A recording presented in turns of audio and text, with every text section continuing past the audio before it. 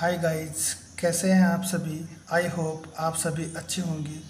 Guys, मैं जेके nursing platform पर आपका स्वागत करता हूं। गाइस, आज अपन ने एक नया सब्जेक्ट स्टार्ट किया है, वो है anatomy and physiology and MSN.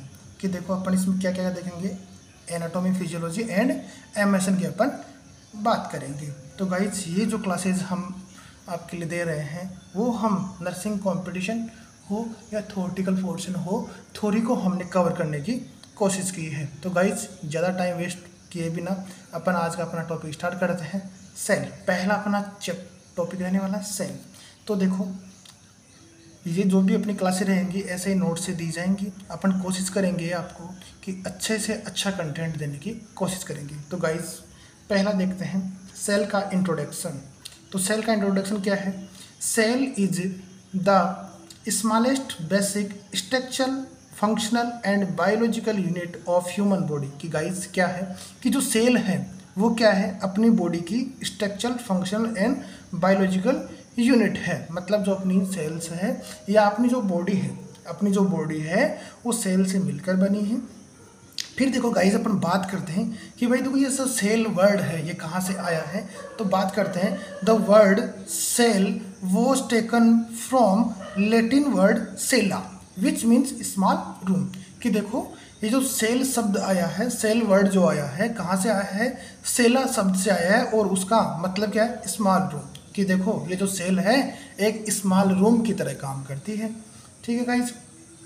फिर देखो, अपन देखते हैं कि A cell is smallest unit of human life are often called the building block of life। कि देखो, ये जो सेल है अपनी ह्यूमन बॉडी की स्मॉलेस्ट यूनिट है और उसके साथ में ये अपनी बॉडी का निर्माण करने में सहायक है या अपनी लाइफ का निर्माण करने में सहायक है। फिर देखो, बात करते हैं, the study of cell is called cell biology, cellular biology और साइटोलॉजी। कि जो अपन सेल की स्टडी करते हैं उस ब्रांच को अपन क्या बोलते हैं? साइटोलॉजी। साइटो, देखो साइटो का मतलब सेल, लॉजी का मतलब स्टडी। फिर देखो, बात करते हैं, the cell was discovered by Robert Hooke in 1665। और कौन सी सेल? Dead cell. कि देखो, अपन यदि बात करें कि रॉबर्ट हुक ने क्या किया था, 1665 में डेड सेल की खोज की थी। गाइस, अपन देखेंगे कि डेड सेल की खोज किसने की थी। तो किसने की थी? 1665 में किसने की? रॉबर्ट हुक ने। फिर बात करते हैं, the live cell discovered by Anton van Leeuwenhoek. कि देखो, डेड सेल की तो उसने कर ली, फिर यदि अपन लाइव सेल की बात करें तो किन्होंने की थी? एंटन वॉन लीवेनहुक ने।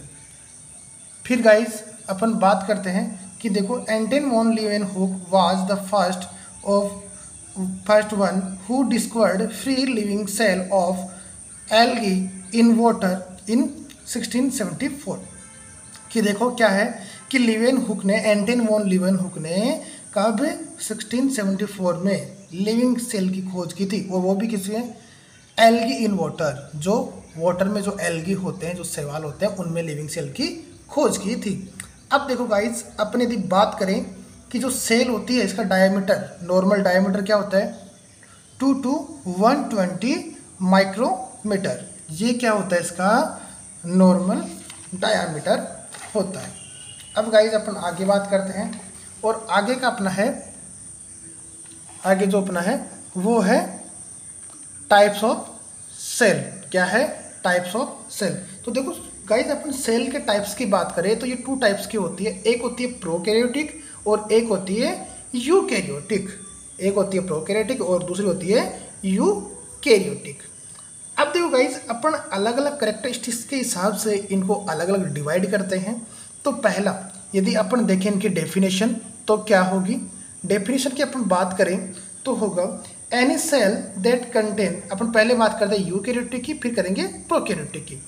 Any cell that contain a clear defined nucleus and membrane bound organelles. कि देखो, यूकैरियोटिक सेल कौन सी होगी? कि जिसमें क्लियर डिफाइन न्यूक्लियस हो और मेम्ब्रेन बाउंड ऑर्गेनेल्स हो। कि देखो, जो भी ऑर्गेनेल्स है वो मेम्ब्रेन से बाउंड हो, तो वो कौन सी होगी?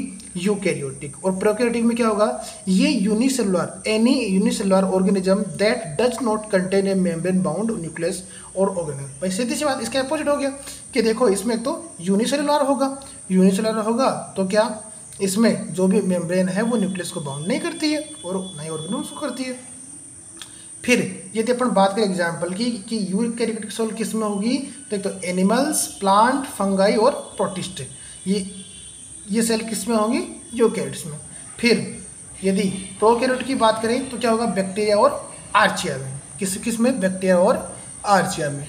अब देखो अपन गाइस न्यूक्लियस की जब बात करें तो यूकैरियोटिक में क्या होगा, न्यूक्लियस प्रेजेंट होगा, क्या होगा, प्रेजेंट होगा। और इसमें क्या होगा, एब्सेंट न्यूक्लियोइड रीजन, इसमें क्या होगा, एब्सेंट। फिर गाइस अपन सेल साइज की बात करते हैं तो सेल साइज में क्या होगा, यदि ये क्या होगी, यूकैरियोटिक सेल क्या होगी, लार्ज होगी। और बात करें कितना होगी, 10 to 100 mm, कितना होगी, 10 to 100 mm मिलीमीटर।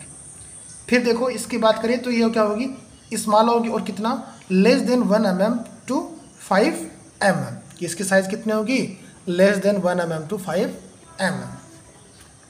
फिर गाइज अपन बात करते हैं, यदि बात करें अपन डीएनए रेप्लिकेशन की तो इसमें क्या होगा, highly replicated with selective origin and sequences, इसमें क्या होगा, हाईली रेगुलेटेड होगा।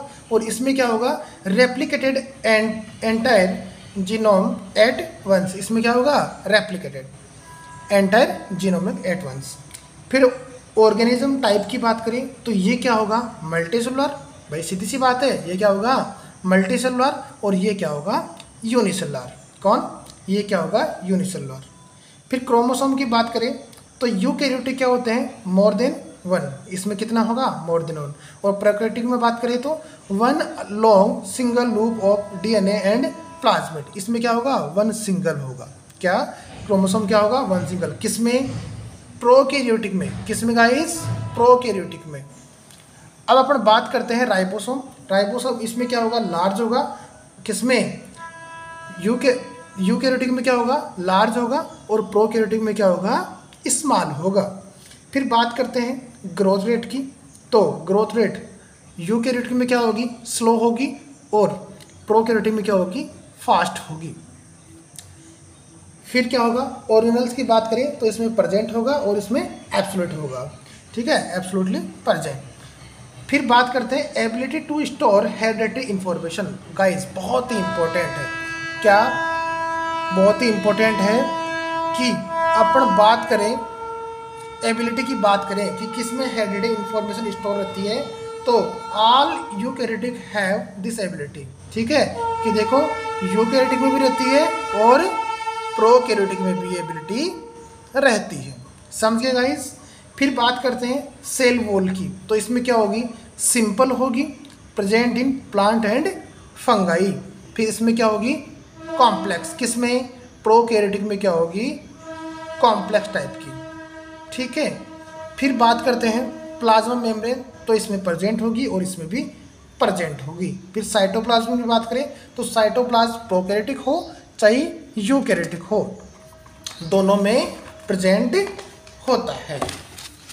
गाइज इसके नेक्स्ट अपन बात करते हैं कि जो अपनी बॉडी में कैसे कैसे क्या है, कि कौन सा अपनी जो बॉडी है कैसे बनी हुई है। तो सबसे पहले देखो क्या होता है, सेल, सेल से मिलकर क्या बनता है, टिश्यू, टिश्यू से मिलकर क्या बनते हैं, ऑर्गन, और ऑर्गन के बाद में सिस्टम, और सिस्टम के बाद में अपनी ह्यूमन बॉडी बनती है, ठीक है गाइज। अब अपन बात करते हैं सेल की, तो सेल क्या होती है, smallest structural and functional unit of the human body. कि देखो सेल क्या है, अपनी बॉडी की स्ट्रक्चर एंड फंक्शनल यूनिट है, जो अपन पहले बात कर चुके हैं। फिर बात करते हैं टिश्यू, कि देखो टिश्यू क्या होते हैं, a tissue is the group of cell that have similar shape and function. कि देखो होगा क्या गाइस, कि टिश्यू क्या होते हैं, एक ग्रुप है सेल का, क्या है, एक सेल का ही ग्रुप है, जो सेल कैसी होंगी, सिमिलर शेप, और उनका फंक्शन भी क्या होगा, सेम होगा, क्या होगा, सेम होगा। जैसे कि अपन बात करें एग्जाम्पल की, तो कौन कौन सा, ब्लड, ब्लड को बोलते हैं ना अपन, अरे अपने बोलते हैं ना ब्लड को, ठीक है, कनेक्टिव फ्लूइड टिश्यू, ठीक है ना, हिंदी में बोलते हैं तरल संयोजी ऊतक, मसल्स में हो सकता है और बोन। ठीक है, फिर बात करें ऑर्गन की, तो ऑर्गन का मतलब क्या होगा? ऑर्गन का मतलब each organ of human body consist of various tissue. भाई सीधी सी बात है, जैसे कि टिश्यू किससे मिलकर बने होते हैं? सेल से। और उसी प्रकार ऑर्गन किससे मिलकर बने हैं? टिश्यू से। ऑर्गन किससे मिलकर बने हैं? टिश्यू से। और फिर क्या है? Different tissue are grouped together from organ. और देखो क्या अलग अलग प्रकार के या डिफरेंट टाइप के टिश्यू ग्रुप आपस में बनाकर क्या बना रहे हैं? ऑर्गन बना रहे हैं, जैसे कि हार्ट, स्टमक, ब्रेन। समझिए गाइस। फिर बात करते हैं सिस्टम की, तो सिस्टम का मतलब क्या होगा? Each system of human body consist of various organ. कि देखो जैसे सेल से टिश्यू बन रहा था, टिश्यू से ऑर्गन बन रहे थे, उसी प्रकार ऑर्गन मिलकर क्या बनाते हैं? अलग अलग वेरियस प्रकार के, मतलब अलग अलग प्रकार के ऑर्गन मिलकर क्या बनाते हैं? सिस्टम का फॉर्मेशन करते हैं। फिर देखो क्या है? Different system group together for body. ठीक है, और डिफरेंट सिस्टम क्या बनाते हैं? बॉडी का फॉर्मेशन करते हैं, जैसे कि रेस्पिरेटरी सिस्टम, कार्डियोवास्कुलर सिस्टम, ये क्या है? अपनी सिस्टम। फिर देखो ये जो सिस्टम है वो क्या बनाएंगे? बॉडी का फॉर्मेशन करेंगे, जैसे कि ह्यूमन बॉडी। फिर क्या है? Human body consist of various system. Human body किससे मिलकर बनी है?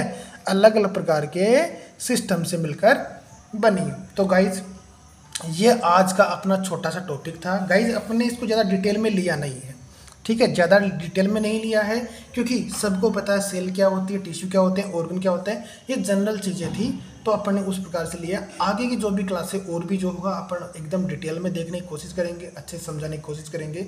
गाइज देखो ये हो सकता है कि जैसे कि अपन ये चल रहा है नोट्स लेके कर रहे हैं तो थोड़ा सा इफेक्टिव आपको ना लगे, थोड़ा सा इंटरेस्ट ना लगे, लेकिन गाइज अपन ज़्यादा से ज़्यादा कोशिश करेंगे आपको अच्छे से अच्छा कंटेंट देने की। गाइज इतना वादा करता हूँ कि यदि आप ये कंटेंट पढ़ते हैं तो आपको थ्योरी कहीं और से पढ़ने की आवश्यकता नहीं पड़ेगी, ये मेरा वादा है। ज़्यादा से ज़्यादा कोशिश करूँगा कि आपको अच्छा सा अच्छा कंटेंट दे। इसी के साथ में आज की अपनी क्लास समाप्त हुई। आगे नेक्स्ट देखिएगा और जुड़े रहिएगा जेके नर्सिंग प्लेटफॉर्म से। जेके नर्सिंग प्लेटफॉर्म आपके लिए लाएगा नई नई क्लासेस और नया नया knowledge. Thank you guys, thank you, okay bye.